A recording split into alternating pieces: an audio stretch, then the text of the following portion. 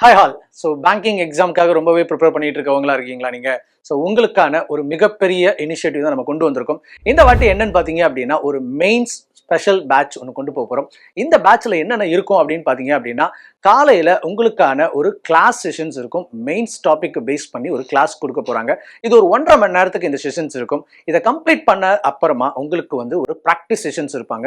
ஒரு ஆஃப்லைன் மோடில் ஒரு மெட்டீரியல் கொடுப்பாங்க. இந்த மெட்டீரியல் வந்து பார்த்தீங்க அப்படின்னா, ஃபர்ஸ்ட் டேக்கானது வந்து எப்படி இருக்க போகுதுன்னா, ஒரு ரீசனிங் டாபிக் இருக்க போகுது. அண்ட் நெக்ஸ்ட் டேக்கு வந்து என்னவா இருக்கும் அப்படின்னு பார்த்தீங்கன்னா, ஒரு ஆப்டிடியூட் இருக்கும். அண்ட் ஆல்டர்னேட்டா அதுக்கு அடுத்த நாள் வந்து பார்த்தீங்க அப்படின்னா இங்கிலீஷ் இருக்கும். இந்த 3 டாபிக்குமே வந்து ஆல்டர்னேட்டிவா ஒரு மந்த் ஃபுல்லாவே உங்களுக்கு இதுக்காக கொண்டு போவாங்க. ஸோ இதுல வந்து பார்த்தீங்கன்னா இனிஷியலா ரீசனிங்ல இருந்து ஸ்டார்ட் பண்றதுனால இதுல வந்து பார்த்தீங்கன்னா டே பசில், மந்த் பசில் இப்படின்ற எல்லா ஹைட் லெவல் டாபிக்கா உங்களுக்கு வந்து இதில் கொடுப்பாங்க. ஒரு 5 செட் இருக்க போகுது. வித்தின் 50 கொஸ்டின்ஸ் இருக்கும்.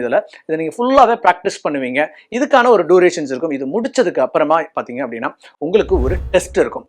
ஆன்லைன்ல அதே மெயின்ஸ் லெவல் கொஸ்டின்ஸை நீங்க டெஸ்ட்டை அக்சஸ் பண்ணுவீங்க. இந்த டெஸ்ட்டை அக்சஸ் பண்ணதுக்கு அப்புறமா பார்த்தீங்கன்னா அதை நீங்க அனலைஸ் பண்றதுக்கு ஒரு டைம் டியூரேஷன்ஸ் கொடுத்துருக்காங்க. இதெல்லாம் நீங்க பண்ணி முடிச்சதுக்கு அப்புறம் வந்து பார்த்தீங்க அப்படின்னா எஸ்ஏ அண்ட் லெட்டர் ரைட்டிங் இதுவுமே வந்து பார்த்தீங்கன்னா இந்த 30 நாளுக்குமே ஆல்டர்னேட் டேஸ்ல போயிட்டு இருக்கும். இது எல்லாமே நீங்கள டைப் பண்ணி அதுக்கான ஆன்சர்ஸுமே அது வந்து உங்களுக்கு சொல்லிடும். நீங்க கரெக்டாக பண்ணியிருக்கீங்களா, என்ன மிஸ்டேக் பண்ணியிருக்கீங்க அப்படின்ற எல்லா விஷயமே அது உங்களுக்கு சொல்லிடும். ரொம்பவே யூஸ்ஃபுல்லாக இருக்கும். ஏன்னா எஸ்பிஐ, பிஓ மாதிரியான தேர்வுகளுக்கு இந்த டிஸ்கிரிப்டிவ் டைப் அப்படின்றது ரொம்பவே முக்கியம்.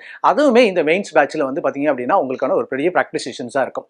இது வந்து என்ன மாதிரி இருக்க போகுது அப்படின்னு பார்த்தீங்கன்னா, ஒரு பிஓ லெவலுக்கான ஒரு ஸ்டாண்டர்ட் ஒரு கொஸ்டின்ஸ் உங்களுக்கு வந்து கொடுக்கப்படும். இந்த டெஸ்ட்ல நம்ம வைக்கக்கூடிய கட் ஆஃபை நீங்க கிராஸ் பண்ணிட்டீங்க அப்படின்னா இந்த மெயின்ஸ் ப்ரோக்ராமை நீங்க தாராளமாக பார்ட்டிசிபேட் பண்ணலாம். இன்கேஸ் நான் இதுல எலிஜிபிள் ஆகல அப்படின்னா இப்போ கரண்ட்ல போயிட்டு இருக்கக்கூடிய ரீஸ்டார்ட் ப்ரோக்ராமா இருக்கட்டும் அல்லது எக்ஸ்ட்ரீம் சர்க்கிள் ப்ரோக்ராமா இருக்கட்டும், இதுல எல்லாத்துலயுமே நீங்க பார்ட்டிசிபேட் பண்ணலாம்.